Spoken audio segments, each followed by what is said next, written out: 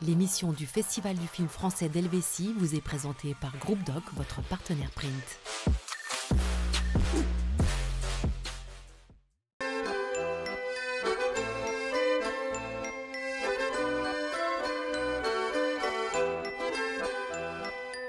Après 5 jours, plus de 50 projections de films et un total de 17 500 spectatrices et spectateurs, le Festival du film français d'Helvétie s'est achevé hier soir. Pour le public, restent les bons souvenirs. C'est à chaque fois très émotionnel et oui, on aime ça.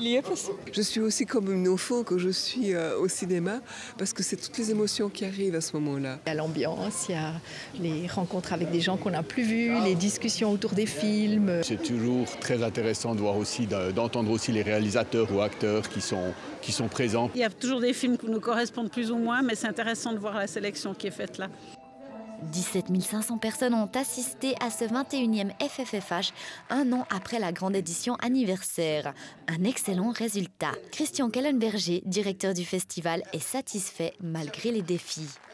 C'était la grève en France, la grève générale.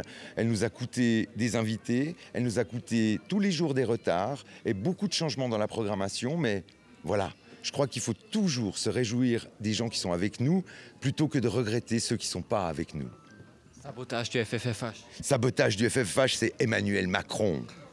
Pour le directeur du festival, le point fort de cette année a été la première mondiale du film La Maison des Femmes. C'était la première fois que le film était montré, c'était une première mondiale, premier débat, premier film pour la réalisatrice, un accueil du public incroyable. Elle a pleuré, tout le monde a pleuré, c'était fantastique.